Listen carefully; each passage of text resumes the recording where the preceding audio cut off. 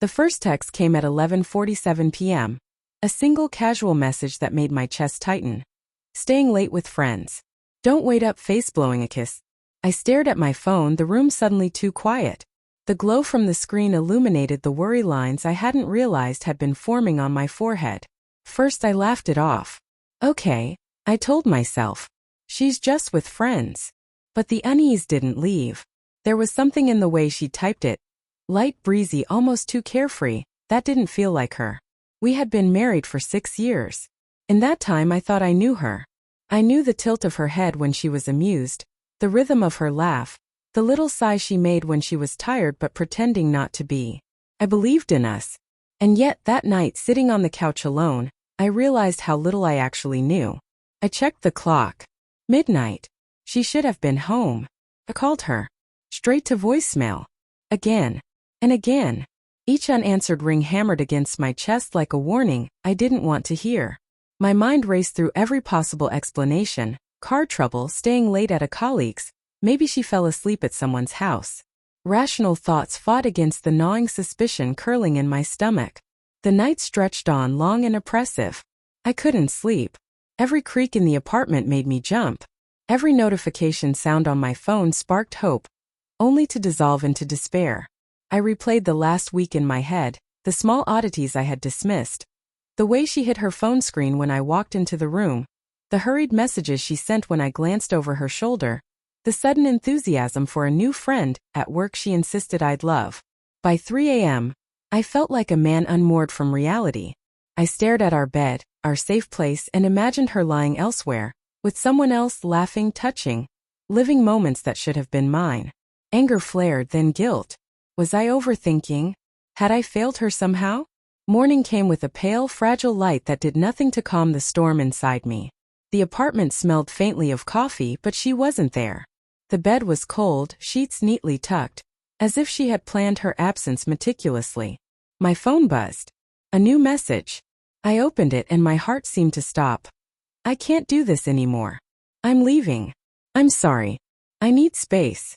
I sank to the floor. The world didn't make sense.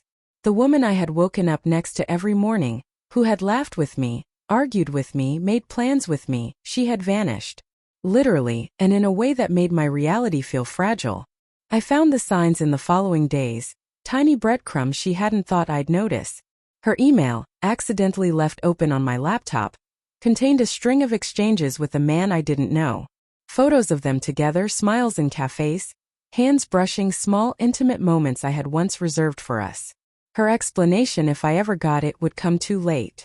The damage had already spread through every memory, every laugh we had shared. I confronted her when she returned 2 days later. She looked tired, pale, and regretful, but not frightened. I didn't know how to tell you, she murmured. Her voice was soft, but I heard a note of truth hidden beneath the rehearsed sorrow. It just happened. I didn't plan to hurt you. I wanted to scream. I wanted to cry. I wanted to hug her and beg her to stay. And I also wanted to walk away and never look back. All of those impulses collided inside me, leaving me hollow, fractured, and raw. Did you love him? I asked, my voice quieter than I expected, almost a whisper. She hesitated, her eyes searching mine. I don't know. Maybe. But it's not about love anymore. It's about choices. I made the wrong one. I hurt you. Her honesty, or what felt like honesty, didn't fix anything. It only cemented the fact that the life I thought we had, the home we shared, the vows we exchanged, they were fragile, built on trust that could shatter in a single night. I realized that love alone couldn't repair what had been broken. The following weeks were a blur of quiet reflection.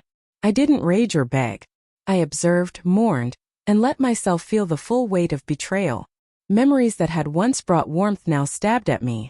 A joke she had whispered in bed. A cup of coffee we shared in the morning, her hand brushing mine as we walked through the park. All of it felt tainted, like honey laced with bitterness. And yet, amidst the pain, I began to notice something else, strength.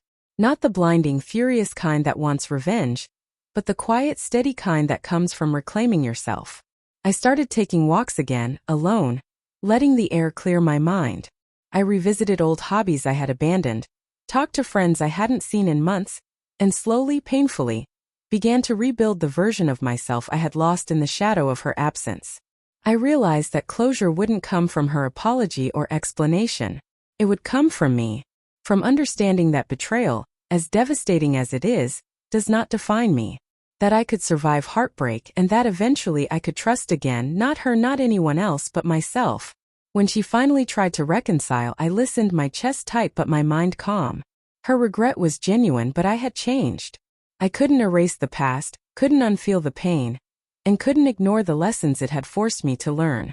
I thanked her for her honesty and let her go, not with hatred, but with a quiet, painful acceptance.